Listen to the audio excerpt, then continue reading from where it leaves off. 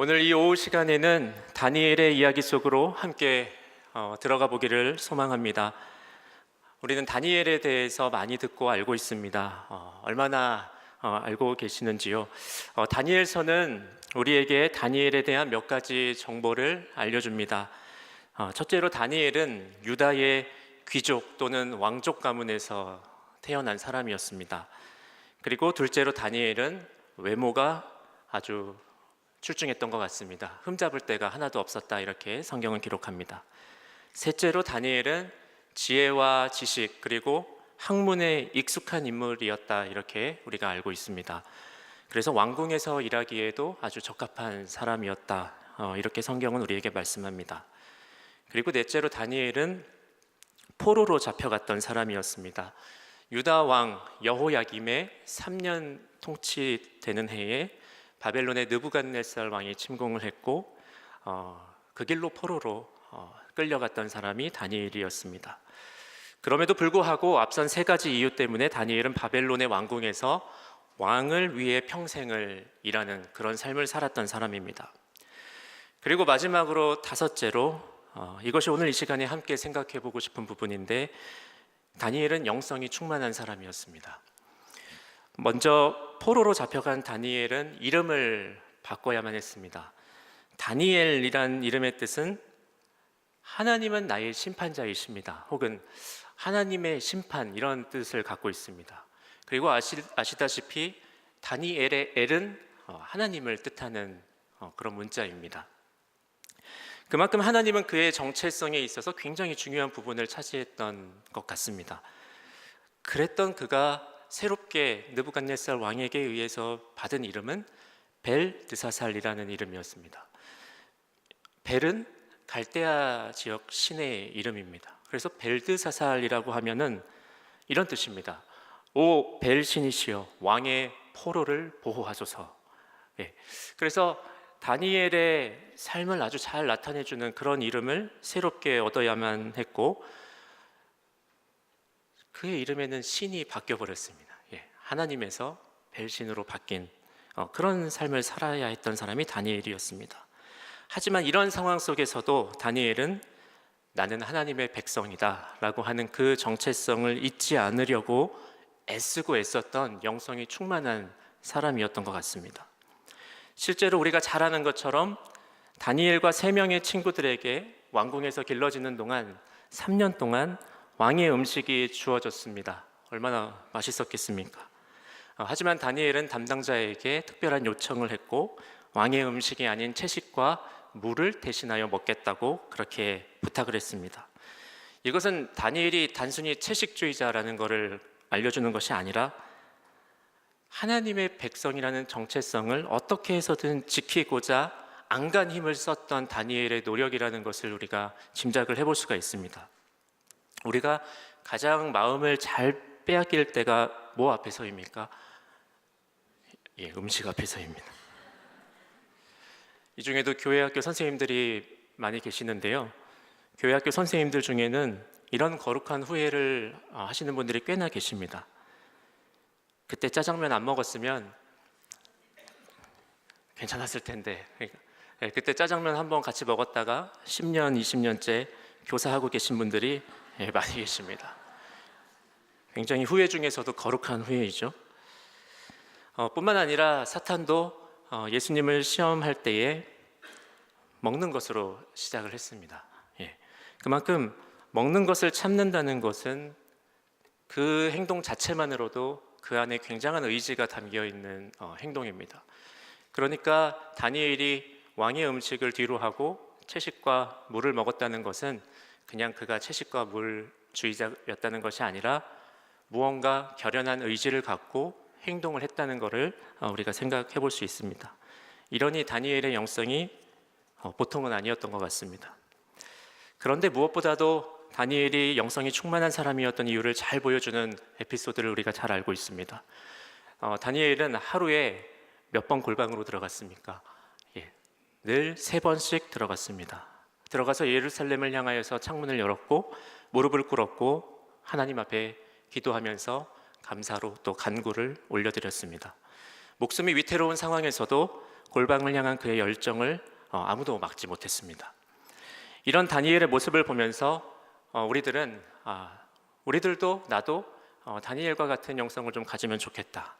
나도 날마다 그렇게 하나님과 깊은 교제를 나누면서 그렇게 살면 참 좋겠다. 내 영성도 다니엘의 영성만큼 그렇게 충만하고 깊으면 참 좋겠다.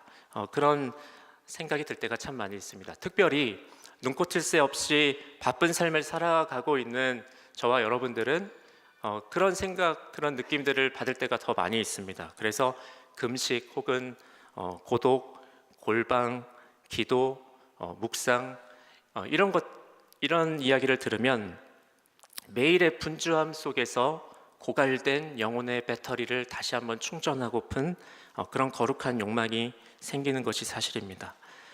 그리고 실제로 이런 영성 훈련은 우리에게 많은 유익을 줍니다. 그래서 우리 교회에서도 영성 수련회 그리고 현재 진행되고 있는 영성 아카데미와 같은 좋은 프로그램들이 많이 있습니다.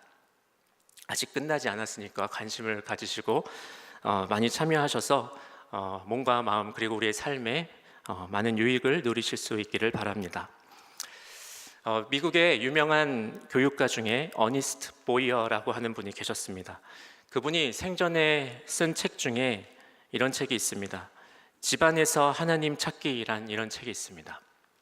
이 책의 서문에서 그는 재밌는 경험담 하나를 들려줍니다.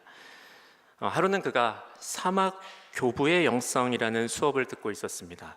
사막 교부는 초기 기독교 시기에 있었던 사람들인데요. 이들은 예수님을 닮기 위해서 팔레스타인, 시리아 그리고 이집트의 거친 사막으로 일부러 들어갔던 사람들입니다. 그곳에 들어가서 홀로 지내면서 금식도 하고 혹은 저 높은 기둥 위에 혼자 올라가서 수년을 지내기도 하고 그런 고행을 애써 했던 사람들입니다. 어니스트 보이어 저자 역시도 영적인 삶에 대한 갈망이 있었기 때문에 이 수업을 들었습니다. 하지만 동시에 이분이 당시에 어린 자녀를 둔 젊은 아빠로서 굉장히 분주하게 지낼 수밖에 없었는데 그런 모습으로 이 수업이 끝날 때쯤 한 가지 굉장히 궁금한 생각이 하나 들었습니다. 그래서 이렇게 손을 들고 교수님에게 질문을 했습니다. 교수님, 귀한 강의 참 감사드립니다. 그런데 한 가지 궁금한 게 있습니다. 혹시 사막에도 아이들을 돌봐주는 어린이집이 있습니까? 무슨 이야기인지 아시겠습니까? 네. 그러니까 만약에 사막에도 어린이집이 있다면 저도 그렇게 수도승들처럼 고요함 가운데 들어가서 제 영성을 좀 충만히 채울 수 있을 것 같은데 사막에도 그런 어린이집이 있냐는 말입니다. 우리는 이 사막의 수도승들처럼 조용하게 혼자서 살 수 없습니다. 우리가 살아가는 삶은 시끄럽고 복잡합니다. 우리가 살아가는 장소는 사막이 아니라 분주한 가정이고 바쁜 일터이고 복잡한 이 사회입니다.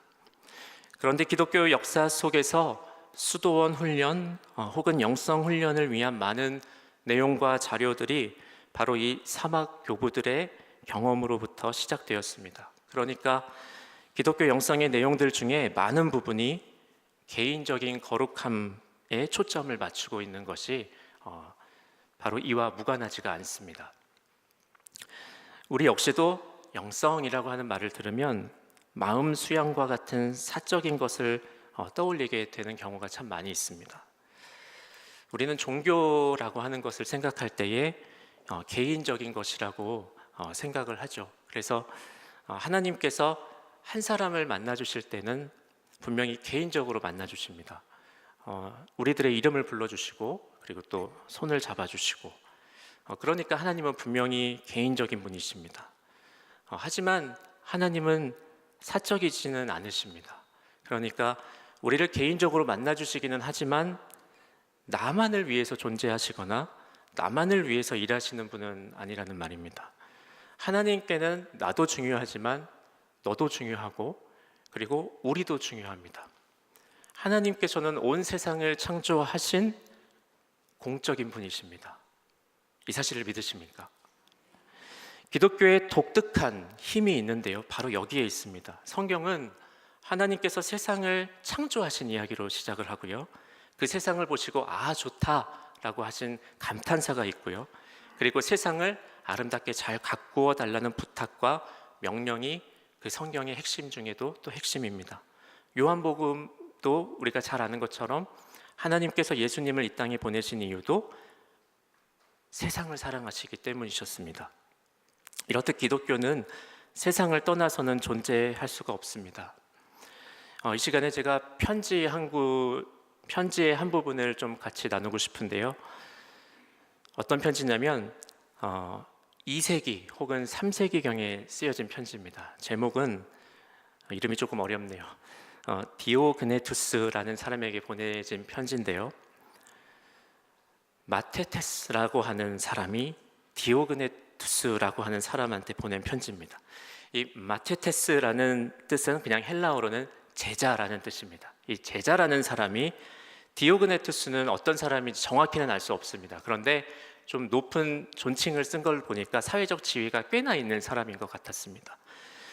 이 편지에는요 12개의 짧은 글들이 이렇게 모여져 있습니다. 당시의 기독교인과 비기독교인의 차이를 보여주면서 기독교만이 가진 독특한 모습이 무엇인지를 우리에게 선명하게 보여주는 아주 귀한 자료입니다. 그 중에서 5장과 6장에 있는 내용인데 함께 좀 나누고 싶습니다. 화면을 좀 띄워주시겠습니까? 이게 이제 5장에 있는 내용인데요, 조금 길기는 하지만 한번 같이 읽어보면 좋을 것 같습니다. 우리 함께 한 목소리로 같이 읽겠습니다. 그리스도인들은 특별히 다른 나라에 사는 것도 아니고 다른 언어를 쓰지도 않습니다. 그들은 특별히 다른 법을 따르지도 않습니다. 그들은 특별히 우리와 다른 옷을 입는 것도 아니고 다른 음식을 먹는 것도 아닙니다. 그러나 그들은 우리에게 멋지고 아주 명백하게 놀라운 삶의 방식을 보여줍니다. 그리스도인들은 그들이 속한 나라에 살면서도 일시적인 체류자처럼 살아갑니다. 그들은 우리와 같이 결혼도 하고 자녀도 낳습니다. 하지만 그들은 자녀들을 죽이지 않습니다. 그들은 음식을 함께 나누지만 잠자리를 함께 나누지는 않습니다. 그들은 육체로 살지만 육체를 따라 살지는 않습니다. 그들은 이 땅에 살지만 그들은 하늘의 시민들입니다. 그들은 법을 지키지만 동시에 법을 뛰어넘는 생활을 합니다. 그들은 모든 사람들을 사랑하지만 모든 사람에게 박해를 받습니다. 그들은 죽음에 넘겨지지만 생명력을 잃지 않습니다. 그들은 가난하지만 많은 이들을 부하게 합니다. 그들에게는 부족한 것이 많지만 모든 것에 풍부합니다. 그들은 수치를 당하지만 그 수치를 통해 영광을 받습니다. 그들은 욕을 먹지만 축복의 말을 합니다. 그들은 선을 행하지만 악을 행한 이들처럼 벌을 받습니다. 당시 그리스도인들은 같지만 다른 이들이었습니다. 아직 끝나지 않았습니다. 6장이 하나 더 남았거든요. 그러면서 6장은 한마디로 이렇게 우리들에게 알려줍니다. 6장은 그렇게 길지 않습니다. 그러니까 우리 한 번 더 힘을 내서 한 번 더 읽어보겠습니다. 한마디로 이렇게 말하겠습니다. 영혼이 육체 안에 있는 것처럼 그리스도인들은 세상 안에 있습니다. 영혼이 육체 곳곳에 흩어져 있는 것처럼 그리스도인들은 세상의 곳곳에 흩어져 있습니다. 영혼은 육체 안에 있지만 육체에 속하지 않은 것처럼 그리스도인들은 세상 안에 있지만 세상에 속한 이들이 아닙니다. 영혼은 육체에 갇혀 있지만 육체를 보전하는 것처럼 그리스도인들은 세상이라는 감옥 안에 갇혀 있지만 세상을 보전합니다. 참 귀한 자료이지 않습니까? 이 편지는요, 참된 기독교 영성이 무엇인지 잘 보여줍니다. 참된 기독교 영성은 개인에게도 생명을 주지만 동시에 세상에도 생명을 주는 영성인 줄로 믿습니다. 다니엘은 이 같은 기독교 영성의 진수를 잘 보여주는 인물입니다. 그리스도인의 영적인 힘은 골방에서 시작됩니다. 그러나 정말로 그리스도인이 이 세상의 소금이고 빛이며 이 세상 안에 있지만 이 세상과는 다르게 살아가는 이유는 그들은 골방에서 시작하지만 골방에만 머물러 있지는 않기 때문입니다. 하루 3번 골방 안에서 무릎을 꿇고 기도한 다니엘은 분명 영성이 충만한 사람입니다. 그러나 다니엘의 이야기를 읽으면서 우리가 결코 놓쳐서는 안 되는 장소가 한 군데 더 있습니다. 그곳은 바로 왕궁입니다. 다니엘이라는 사람이 심겨진 곳이고 그가 하루의 대부분 그리고 인생의 대부분의 시간을 보냈던 곳 바로 왕궁입니다. 이곳이야말로 다니엘의 이야기의 대부분이 전개되는 무대입니다. 골방을 무시할 수 없습니다. 무시해서도 안 됩니다. 하지만 왕궁이 없는 골방은 무엇을 위한 골방인지 한번 생각해 보면 좋겠습니다.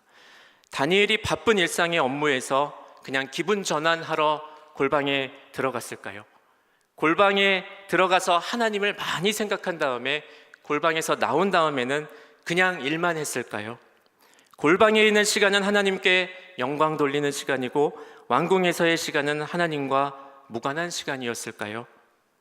그럴 것 같지 않습니다.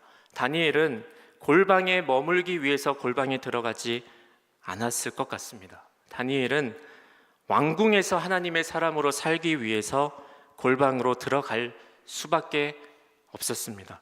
좀 더 정확하게 말씀드리면 골방에 들어가지 않고는 이렇게 시기와 질투와 비난과 술수와 거짓이 가득한 왕궁에서 감히 하나님의 사람으로 살 수가 없었기 때문에 그는 골방으로 들어갈 수밖에 없었을 것 같습니다. 골방은 다니엘에게 너무나 소중한 시간과 장소였지만 궁극적인 장소는 아니었습니다. 그는 골방을 거쳐서 왕궁으로 나아갔습니다. 그곳이 그의 최종 목적지였습니다. 다니엘서를 쭉 읽어보면 하나님이 영광 받으시는 장면이 굉장히 많이 나옵니다. 그런데 놀랍게도 그 장소는 바로 왕궁입니다. 하나님께서 이 자리, 바로 이 교회에서 우리들의 예배를 통해서 높임을 받으시고 찬송을 받으셔야 하는 이유는 바로 교회된 우리가 세상 속에서 하나님을, 그 이름을 바로 높이기 위해서 이 자리에서 높임 받으셔야 하는 줄로 믿습니다. 이 왕궁에서 다니엘이 어떻게 살았을지 한번 살펴보면요, 무엇보다 다니엘은 왕궁에서 최선을 다해서 살았던 것 같습니다. 우리 오늘 본문 17절을 함께 읽겠습니다. 하나님이 이 네 소년에게 학문을 주시고 모든 서적을 깨닫게 하시고 지혜를 주셨으니 다니엘은 또 모든 환상과 꿈을 깨달아 알더라. 아멘. 제가 예전에 영어 공부를 하다가 다니엘 1장 17절을 읽게 되었습니다. 그리고 1장 17절에다가 형광펜으로 줄을 쳤습니다. 그리고 이 구절만 잘 외우면 영어 실력이 금방 늘 줄 알았습니다. 여러분도 많이 해보셨죠? 예.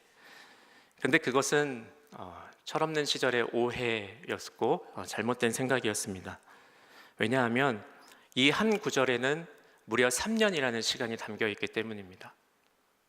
다니엘과 세 친구들이 그저 기도만 하고 형광펜으로 여기다 줄 긋고 이것만 외웠을까요? 아닙니다. 기도와 함께 최선을 다해서 노력했을 것입니다. 그리고 바로 그 자리에 하나님의 도우심이 덧입혀져서 다른 이들보다 10배나 나은 결과를 얻을 수 있었습니다. 다니엘은 골방에서 열심히 기도했고 동시에 왕궁에 서기 위해서 적극적으로 수고하고 있었습니다. 골방에서도 최선을 다했고 왕궁에서도 최선을 다했습니다. 기독교 영성은 이 두 가지가 합해질 때 진정으로 빛을 발합니다. 한 가지 예를 들어보겠습니다. 우리가 시간을 들여서 이 성경을 많이 읽습니다. 그렇죠? 예. 이 시간을 들여서 이 성경을 많이 읽는 것은 중요한 영성 훈련입니다. 그리고 하나님을 향한 사랑의 표현입니다. 그런데 시간을 들여서 성경이 가지고 있는 가치와 그리고 성경이 가지고 있는 눈으로 내가 지금 살아가고 있는 세상을 읽는 것도 중요한 영성 훈련일까요? 어떻게 생각하시나요? 성경만 읽는 것이 영성 훈련일까요? 아니면 성경을 가지고 세상을 읽는 것도 영성 훈련일까요? 성경을 시간을 들여서 읽는 것이 하나님을 향한 사랑의 표현이라면 시간을 들여서 성경의 눈으로 세상을 읽는 것은 이웃을 향한 사랑의 표현입니다. 미국에서 스페인어를 가르치는 한 고등학교 교사의 이야기입니다. 어떻게 하면 하나님 나라의 가치를 가지고 교육을 할 수 있을까? 이것을 늘 고민하는 사람입니다. 하루는 이런 고민이 들었다고 합니다. 왜 학교에서 아이들에게 스페인어를 가르쳐야 될까? 그래서 아이들에게 물었습니다. 너희는 왜 스페인어를 배우니? 그러자 아이들의 대답이 대부분 스페인어를 쓰는 나라, 남미 지역에 놀러 가고 싶어서 이 스페인어를 배운다고 대답을 했습니다. 그러고 나서 보니까 스페인어 교과서의 예문들의 대부분이 관광과 기념품을 사는 내용으로 되어 있었습니다. 그래서 하나님의 사람, 이 그리스도인인 이 교사가 고민하기 시작했습니다. 그리고 기도하기 시작했습니다. 그리고 나서 한 가지 행동을 했습니다. 그게 무엇이냐면 관광자의 입장 위주로 된 교과서의 예문을 거꾸로 바꿨습니다. 그래서 어떻게 했냐면 이들을 맞이하는 입장의 예문으로 바꿨습니다. 왜 그리스도인으로서 이 일이 중요할까? 제가 왜 이 이야기를 나눌까요? 이게 무슨 의미가 있을까요? 이게 하나님을 사랑하는 것과 영성과 무슨 상관이 있겠습니까? 상관이 있습니다. 왜냐하면 성경이 우리에게 가르쳐주는 중요한 가치 중에 환대라고 하는 것이 있습니다. 낯선 이들을 반갑게 맞이해주고 따뜻하게 맞이해주는 그것을 성경은 굉장히 중요하게 생각합니다. 이 일이 별거 아닌 것처럼 보이지만 자신의 즐거움과 출세를 위해서 언어를 배우는 이 세상에서 누군가를 맞이하고 누군가를 섬기기 위해서 언어를 배우는 이들을 길러낸다고 하는 것은 그냥 조금 다른 일이 아니라 영적인 일이요 사역입니다. 실제로 그 고등학교가 위치해 있는 지역에는 라틴계 이민자들이 많기 때문에 실제로 그들을 잘 섬기기 위해서는 가장 필요한 것은 여러 가지가 있겠지만 무엇보다도 가장 잘 섬기기 위해서 필요한 것은 무엇입니까? 바로 언어입니다. 그렇기 때문에 그런 생각을 가지고 거꾸로 그들을 맞이하는 입장에서 교과서를 바꾸어 낸 것이죠. 이렇듯 기독교 영성은 나 개인에게 생명을 주기도 하지만 우리가 살아가는 이 땅, 이 세상에도 생명을 주는 줄로 믿습니다. 이 세상을 좀 더 복되고 아름답게 만들어갈 힘을 줍니다. 이 그리스도인 교사는 골방을 거쳐서 학교로 나아간 영성이 충만한 사람 중에 한 사람입니다. 다니엘은 최선을 다해서 살았을 뿐만이 아니라 실제로 그는 생명을 살리기도 했습니다. 우리가 잘 아는 것처럼 왕이 꿈을 꾸고 나서 그 꿈을 가르쳐 주지도 않고 지혜자들을 불러 모아서 내가 무슨 꿈 꿨는지 말해라. 그리고 그게 무슨 뜻인지 말해라. 그렇게 하니까 아니 어떻게 그걸 말할 수 있느냐면서 이 지혜자들이 전부 다 못한다고 합니다. 그때 이 왕은 화가 나서 모든 이 땅의 지혜자들을 다 죽이라고 명합니다. 그 이야기를 듣고는 왕의 명령이 어찌 그리 급하냐 하면서 다니엘이 한 가지 제안을 합니다. 그러면서 자기에게 좀 시간을 달라 하고 하나님 앞에 기도를 하고 하나님의 인도하심에 따라서 그 꿈을 깨달아 알고 왕에게 해석을 해주게 됩니다. 그런데 이 모든 과정 속에서 다니엘은 혼자 살 수도 있었습니다. 그런데 그는 먼저 누구를 살렸냐면 세 친구들을 살렸습니다. 그들과 함께 포로로 끌려왔던 3명의 친구들을 살렸습니다. 혼자 산 것이 아니라 친구들을 함께 살렸습니다. 이거는 이해가 됩니다. 같은 동족이니까요. 그런데 누구까지 살렸냐면 그 바벨론 땅의 지혜자들까지도 살려냈습니다. 굳이 그렇게 하지 않아도 됐습니다. 특별히 자신의 나라를 말살시킨 그 나라의 지혜자들이 사라지면 그 나라는 좀 더 힘이 약해지지 않겠습니까? 그럼에도 불구하고 다니엘은 그렇게 하지 않았습니다. 골방을 거쳐서 왕궁으로 갔던 그 다니엘은 왕궁의 사람들도 살렸습니다. 세상의 사람들에게도 유익을 끼치는 영성이 충만한 사람이 바로 다니엘이었습니다. 아덴만 여명 작전 우리가 많이 들어봤습니다. 그리고 이 일로 인하여서 복합 중증 외상 치료의 권위자인 이국종 의사 선생님을 우리가 잘 알게 되었습니다. 이분께서 책을 2권 쓰셨습니다. 골든 아워 1 그리고 2 이렇게 2편을 쓰셨습니다. 얼마 전에 한 집사님께서 이 2권의 책을 읽으신 후에 이 2권의 책 모두가 한 사람에게 헌정되었다는 사실을 목사님은 아시냐면서 저에게 일독을 권하셨습니다. 그 내용을 조금 소개해 드리고 싶습니다. 제가 읽어드리겠습니다. 한번 잘 들어보시면 좋겠습니다. 그는 2010년 봄에 내게 온 이후 그해 말까지 집에 다녀온 것은 고작 4번뿐으로 병원에서 살다시피 하며 일했다. 그는 내가 10년 동안 혼자 쌓아놓은 모든 수술 술기와 중환자 치료 기법들을 습득해 나갔다. 마치 마른 스펀지가 물을 빨아들이는 것 같았다. 고난이도의 수술 기법도 한 번 보면 그대로 따라했고 더욱 발전시켜 나갔다. 그는 수술에 천부적인 재능이 있었다. 겸손하고 성실했다. 환자를 수술하고 진료하는 시간 외에는 공부에 힘을 쏟았다. 그의 책상에는 언제나 반쯤 열린 교과서와 주요 논문들이 놓여 있었고 한쪽에는 늘 성경이 독서대에 반드시 펼쳐져 있었다. 이른 새벽 그의 자리 앞을 지나갈 때면 그의 나지막한 통성기도 소리가 들려왔다. 오늘 하루도 저의 부족함으로 인해서 하나님의 뜻이 환자들에게 잘 전달되지 못하는 일이 없도록 하여 주시고 제가 하는 일이 옳은 방향으로 나아갈 수 있도록 보살펴 주시기를 기도합니다. 라는 그의 기도 소리가 들려왔다.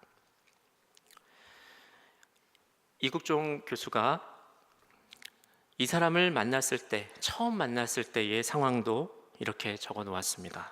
한번 읽어드리겠습니다. 선한 인상에 눈빛이 맑았다. 내가 여태까지 살면서 보아온 어떤 사람과도 달랐다. 목소리는 크지 않아도 울림이 있어 그 음성이 가슴으로 파고들었다. 그를 보면서 욕심이 동했다.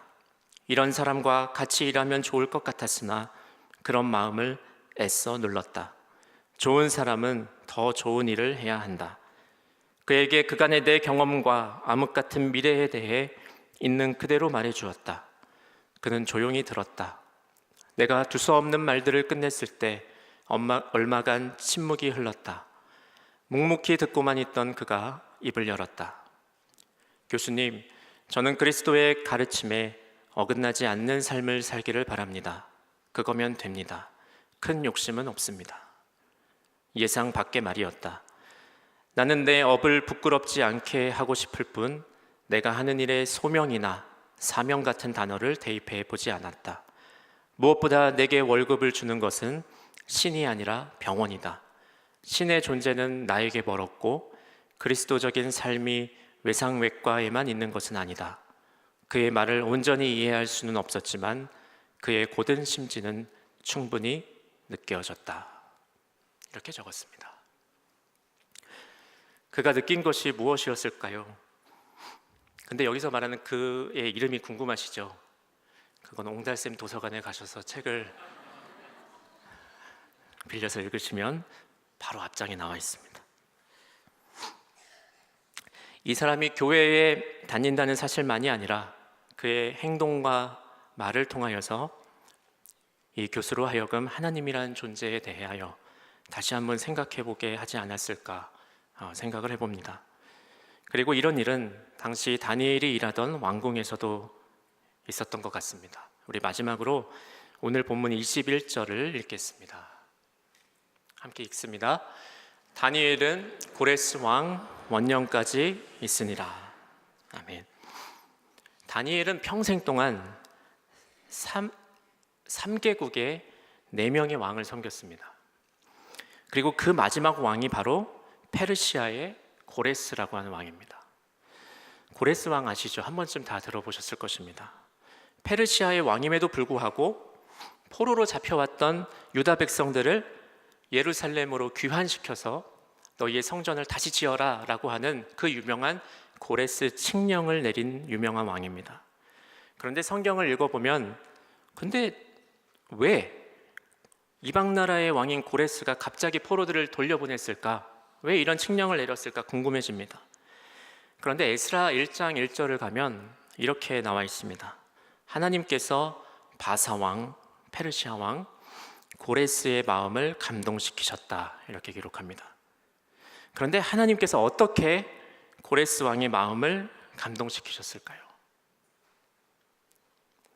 그냥 어느 날 갑자기 마음속에 감동이 들었을까요?